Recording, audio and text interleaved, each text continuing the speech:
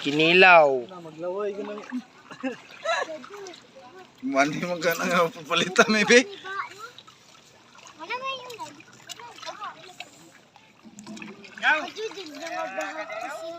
May pukog ka na ba'y buha ka ayaw makita kung basta. May buwan na, dito na lagi, diba? Diba, padultong ka ang makasasada. Ayan, pupunta na yung laot para manguha ng isda. Dudong ang lapok. Anak bag, tunggay sila. Kaanak ligyan puan, ikaw, ha?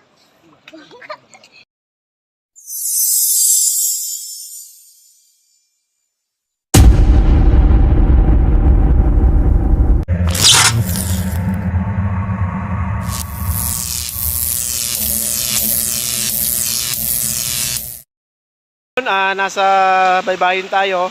Sa nakikita nyo yan, yung pantalan. Ayan, sa likod ko, yun yung dagat. May dumating pong bangka na galing palaot. Titignan natin yung mga huli nila. Iwas muna tayo sa manok ngayon kasi ito muna yung gagawin nating content. Tignan natin yung mga huli nila.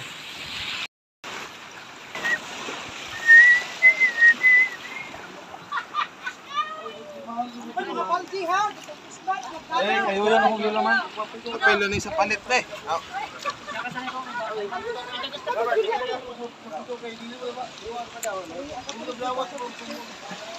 Po yung mga nakuha nila.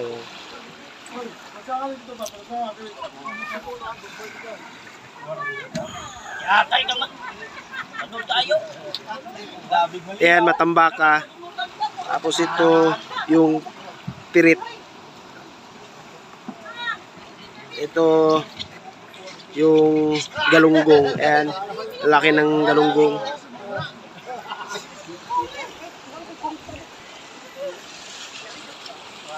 Dua kabok. Pirit. Pirit, 2 kilo. Ay, pinamisa mo lang tayo. Sintos na saot. Pwede mo agad ni. Oh, sige man mo glalis. 1, 2, 3, 4, 5, 6, 7, Yan, preskong presko. Yan. Yan ba mga matambaka. Kumarang partangan. Eh, saan yun? Kita ka 20. 20, kamay na 20. Ulo na nakakilo. At yun po yung mga isdang bagong huli. Preskong presko po. Masarap po yung gawing tinola.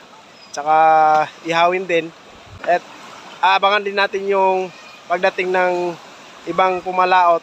Ibang klase rin yung mga isdang huli nila kasi nasa gilid lang ng pangpang yun. At makikita natin yung iba't ibang uri ng isda tulad ng mulmol tsaka yung mga pusit. May makukuha sila ring pusit. Pakita natin mamaya pagdating nila. Ayun po, kailangan po nating kumita kasi yung mga video na ina-upload ko sa channel ko, yung iba po is hindi po nalalagyan ng ads kasi parang hindi po suitable sa mga nagbibigay ng ads. Kaya gagawa rin tayo ng content na magkakaroon tayo ng kita kasi yun nga, ilang content na yung ginawa ko pero iilan lang yung kumikita doon. Kaya hahaluan po natin ng ibang content yung channel na to para kumita naman tayo. Kasi sa tagal ko siguro na nasa magdadalawang taon na ako pero yung kinikita ko sa channel na to is hindi po mataas. Kaya naghahalo tayo ng mga content ng mga isda para makita nyo rin kung anong meron kami sa probinsya namin. Kasi sariwa po yung mga isdang nabibili namin, nuhuli lang dito sa may bandang amin. Kasi ibang lugar, malayo sa dagat, yung isda pong dumadating sa kanila hindi na po presko.